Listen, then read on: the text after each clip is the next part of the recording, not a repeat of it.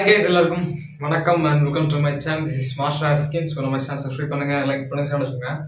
என்ன பார்க்க போறோம் அப்படின்னா வந்துட்டு உங்களுக்கு எல்லாரும் தெரிஞ்ச விஷயம் தான், கங்குவா படத்தோட ரிவ்யூ தான் பார்க்க போறோம்.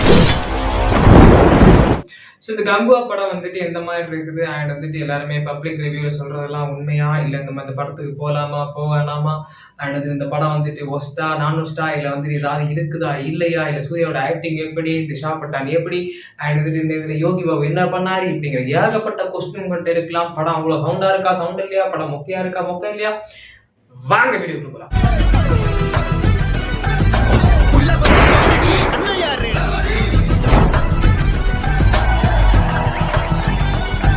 ஃபர்ஸ்ட் பாயிண்ட் என்ன அப்படின்னா வந்துட்டு இந்த படத்தோட கதை என்னன்னா, ஒரு நார்மலான ஒரு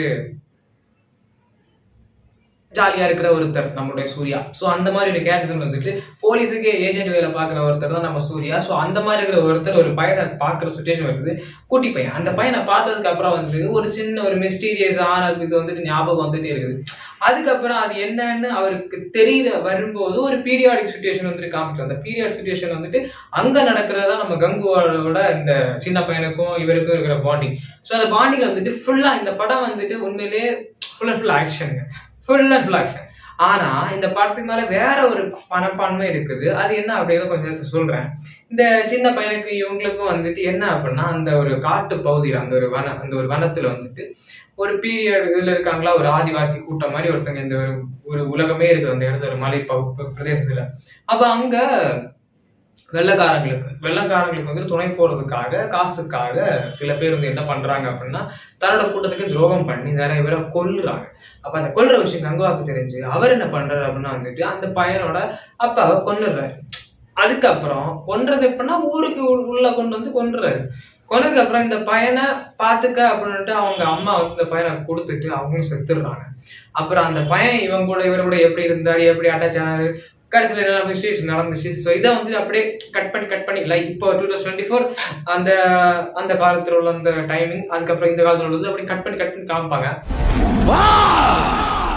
என்ன கேட்டீங்க அப்படின்னா வந்து எல்லாரும் சொல்றது என்ன அப்படின்னா, இந்த படத்தை வந்து அப்படி சவுண்டா இருக்குது, தலை வலிக்குது, ரொம்ப பயங்கரமா இருக்குது, என்னால முடியல, பார்க்க முடியல, படம் பிலோ ஆவரேஜ் தாங்க இந்த படம் அப்படின்னு சொல்றாங்க. என்னை பொறுத்த வரைக்கும் நான் எந்த படத்தையும் வந்து ரொம்ப தரம் தாழ்த்தி பேசுற ஆள் கிடையாது நான். ஏன் அப்படின்னா இந்த படத்துல ஏகப்பட்ட வேலை பார்த்துருக்காங்க, அந்த படத்துல கதைகள் இருக்கும், ஏகப்பட்ட இருக்கு. இந்த படத்துல வந்துட்டு என்ன பிரச்சனை அப்படிங்கிறது ஃபர்ஸ்ட் சொல்றேன். என்ன பிரச்சனை அப்படின்னா, யாருமே கதை நல்லா இல்லைன்னு சொல்லல, யாருமே வந்து இந்த படத்துல வந்து மேக்கிங் நல்லா இல்லைன்னு சொல்லல, யாருமே வந்து இந்த படத்துல ஒண்ணுமே இல்லை அப்படின்னு சொல்லல. என்ன சொல்றாங்க அப்படின்னா, படம் ஃபுல்லா சவுண்ட். கரெக்ட்.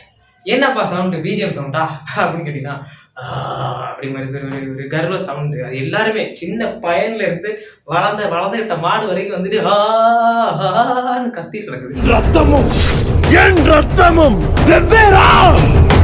அதை பார்க்கும்போது வந்து சச்ச இரிட்டேட்டிங்கா இருந்துச்சு. ஏன்னா ஒரு சின்ன சீனுங்க, அந்த சீனுக்கு தேவையே இல்லை, கத்தவே வேணாம், சும்மா சொன்னாலே போதும். அந்த சீனுக்கு வந்து என்ன ஏன் இப்படி ரியாக்ஷனோட சொல்றேன் அப்படின்னா வந்துட்டு, ஏன்னா அந்த படம் அந்த அளவுக்கு பூஸ்ட் பண்ணிருக்கு. அதனால சொல்ல முடியும். இந்த அளவுக்கு படத்தை பார்த்தீங்கன்னா உங்களுக்கு வந்து புரியும். அதை பார்க்கும்போது தான் வந்துட்டு நம்மளுக்கு கத்துறதுக்கான ஒரு முன்னேற்றம் வரும், ஒரு முனைப்பு வரும், ஒரு எல்லாமே வரும். ஓகே, எனக்கு இந்த படம் வந்து கத்துறது மட்டும்தான் மேட்டர். எனக்குன்னு இல்லை, எல்லாருக்குமே அதுதான். படத்துல மத்த மாதிரி இருக்கிற எல்லா எலிமெண்ட்ஸுமே வந்து செம்மையா இருக்குது. முக்கியமா வந்துட்டு செகண்ட் ஹாஃப் தான் ஒரு குப்பைன்னு சொன்னாங்க. ஆனா செகண்ட் ஹாஃப்ல வந்துட்டு ஃபுல் அண்ட் ஃபுல் எமோஷனல். அந்த எமோஷனலுக்கு தான் அந்த கத்துற சீன். ஃபர்ஸ்ட் ஹாஃப்ல வந்துட்டு கத்த வேண்டிய அவசியமே கிடையாது. ஃபர்ஸ்ட் ஹாஃப்ல இந்த ஓடுறது குத்துறதுக்கு எல்லாம் வந்துட்டு கத்த வேண்டிய அவசியம் கிடையாது.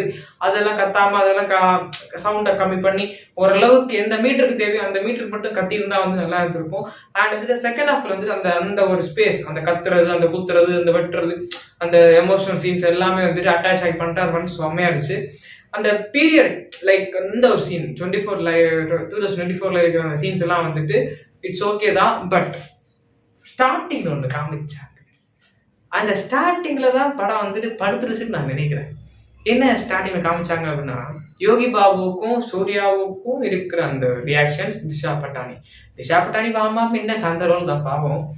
அவங்க வந்துட்டு யோகா பண்ண காமெடி எல்லாமே ஒவ்வொன்றுமே வந்துட்டு நம்மளை குத்தி கொன்றும். அந்த அளவுக்கு தான் அந்த காமெடிஸ் இருந்துச்சு. அது காமெடியா அப்படின்னு கேட்குற அளவுக்கு தான் இருந்துச்சு. அவர் பேசிட்டு இருந்தாரு, காமெடியானு தெரியல எனக்கு, காமெடியா அப்படி மாதிரி தான் இருந்துச்சு. முக்கியமா இந்த படத்துல வந்துட்டு இந்த மாதிரி ஒரு ஏகப்பட்ட மைனஸ் இருந்தாலுமே சூர்யா, சிவா டைரக்ஷன், அந்த அந்த அந்த ஆர்ட் ஒர்க் அண்ட் வந்துட்டு அந்த இடத்துல இருக்கிற அந்த ஸ்க்ரீன் பிளே ப்ரெசன்ஸ் எல்லாம் முதல்ல விஎஃப்எக்ஸ் எல்லாமே செம்மையா இருந்துச்சு. என்ன கேட்டீங்க அப்படின்னா வந்துட்டு கரெக்டா அந்த மீட்டருக்கு ஏற்ற மாதிரி வந்துட்டு எங்கெங்க கத்தணுமோ அங்கங்க கத்துறது வச்சுட்டு ஓவர் எக்ஸ்பெக்டேஷனை கொடுக்காம 2000 கோடி 3000 கோடி தட்டும் தூக்கும் அப்படின்னு சொல்லாம ஒவ்வொரு பில்டப் இல்லாம நார்மலா ஒரு டேட்ல வந்துட்டு இறக்கி இருந்தாங்க அப்படின்னா கண்டிப்பா இந்த படம் வந்துட்டு ஒரு பேசும் பொருளா இருந்திருக்கும். அண்ட் வந்துட்டு சூர்யா சாரோட அந்த எஃபர்ட்ஸ் இருக்கு, லைக் அவர் இது வரைக்கும் இந்த மாதிரி எஃபர்ட்ஸ் எந்த படத்துக்கு போட்டாருன்னு நமக்கு தெரியல.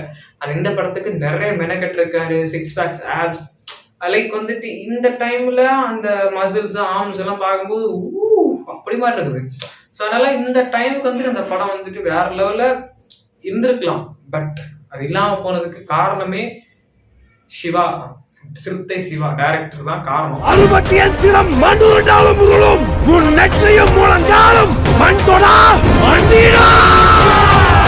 ஸோ அவர் வந்து என்ன நினைச்சிருக்காரு அப்படின்னா வந்துட்டு பீரியட்ல வந்துட்டு இப்படிதான் இருந்திருக்கும் அப்படின்னு. நீங்க 1001 படம் பாத்தீங்கன்னா வந்துட்டு ஒரு சீக்வன்ஸ் எல்லாம் வரும். ஸோ அந்த சீக்வன்ஸ் எல்லாம் பார்க்கும்போது வந்துட்டு கத்த வேண்டிய இடத்துல மட்டும் கத்துவாங்க. அதே மாதிரி கத்த வேண்டிய இடத்துக்கு கத்தி இருக்கணும். ஏன்னா அந்த டைமுக்கு இருந்த ஆடியன்ஸ் பாயிண்ட் ஆஃப் வியூவுக்கும் இந்த டைம்ல இருக்கிற ஆடியன்ஸ் பாயிண்ட் ஆஃப் வியூவுக்கும் வந்து நிறைய வித்தியாசங்கள் இருக்குது. நல்ல படங்களை கண்டிப்பா தமிழ் மக்கள் கண்டிப்பா வரவேற்பாங்க. நல்லா இல்லை அப்படின்னா வந்துட்டு உதறி தள்ளி போயிடுவாங்க. ஸோ அதை பொறுத்த வரைக்கும் வந்துட்டு இந்த படத்தை முறையா பண்ணாததுக்கு காரணம் சிவா அவர் மட்டும்தான் நம்ம சொல்ல முடியும். டைரக்டர் சிவா அவங்கள வந்துட்டு மற்ற மாதிரி இந்த சூர்யா சார் ஒழுங்கா நடிகல, கூட நடிச்ச ஆர்டிஸ்ட் எல்லாம் ஒழுங்கா நடிகல, அண்ட் வந்துட்டு மற்ற ஆர்ட் ஒர்க் நல்லா இல்லை, அண்ட் அந்த இடத்துல இருக்கிற டைரக்ஷன் ஒரு பாயிண்ட் ஆஃப் லெவல் வந்துட்டு எல்லாம் கடுப்பா இருக்குது, அந்த மாதிரிலாம் எதுவும் சொல்லவே முடியாது. படம் நல்லா தான் இருக்குது, டைரக்டர் தான் சரியில்லை. இது உண்மை, பாயிண்ட் உண்மை, சத்தியமா. ஸோ எங்க கத்தணும்னு வைக்காம பலன்னு சும்மா சொல்றதுக்கெல்லாம் கத்திட்டு இருக்காங்க. சும்மா நடந்து போறதுக்கே வந்துட்டு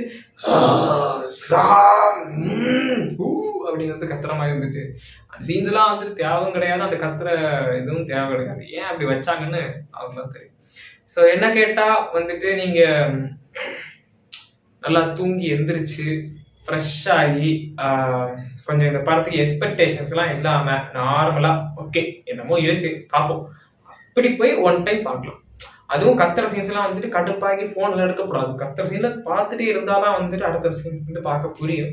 ஏன்னா கட் பண்ணி காமிப்பாங்க. ஸோ அதனால சொல்றேன், விருப்பம் இருந்தால் தியேட்டர் போங்கள், விருப்பம் இல்லை என்றால் ஓடிடிக்கு வெயிட் செய்யுங்கள். நன்றி, வணக்கம். நான் உங்கள் மாஸ்டர். மீண்டும் மறந்துவிட்டு சந்திப்போம். பாய்.